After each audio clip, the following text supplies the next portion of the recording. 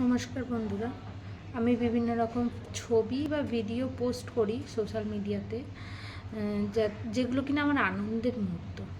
সেগুলো পোস্ট করি, তোমরা বিভিন্ন রকম রিয়্যাক্ট দাও, আমার সেই আনন্দটা আরও দ্বিগুণ হয়ে যায়।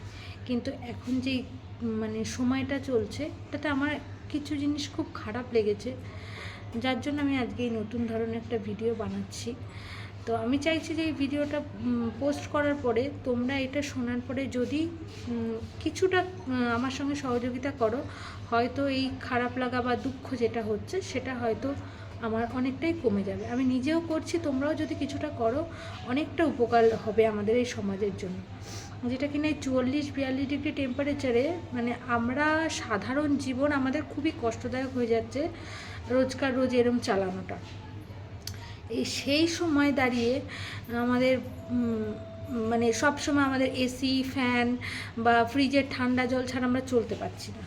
কিন্তু এই গরমের মধ্যেও রাস্তায় যেসব কুকুর, বিড়াল বা গরু ঘুরে বেড়াচ্ছে, ওরা কিন্তু গরমে খুবই কষ্ট পাচ্ছে।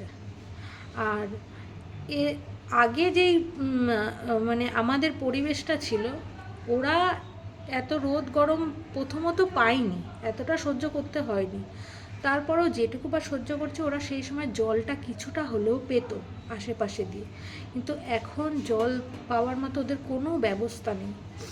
তাই তোমরা যদি একটুখানি কোনো মাটির ভাঁড় বা কিছুতে করে তোমাদের বাড়ির সামনেই আশেপাশে কোথাও একটু করে জল দিয়ে দাও রোজ, তাহলে ওরা অন্তত সেটা থেকে জল পাবে। ওদের খুবই কষ্ট হয়। এমনও হয়েছে, আমি রাস্তায় বেরিয়েছি জল নিয়ে, একটা কুকুর 500-র উপরে জল খেয়েছে। তাহলে কতটা তৃষ্ণার্ত ওরা ছিল। তাই তোমাদের কাছে আমার একান্ত অনুরোধ যে তোমরাও তোমাদের আশেপাশে যে কোনো একটা পাত্রতে করে একটু জল দিয়ে দাও। খেয়াল রেখো যে জলটা শেষ হয়ে গেলে আবার দিও, এটাই আমার অনুরোধ। আর একটা বিশেষ অনুরোধ, যে এত গরম পড়ছে বা পরিবেশে বিভিন্ন রকম বিপর্যয় আসছে, তার একমাত্র কারণ হচ্ছে আমরাই পরিবেশের অনেক রকমভাবে ক্ষতি করেছি। তাই তোমাদের বাড়িতে যদি অনেক জায়গা থাকে, একটু বড় গাছ লাগিও।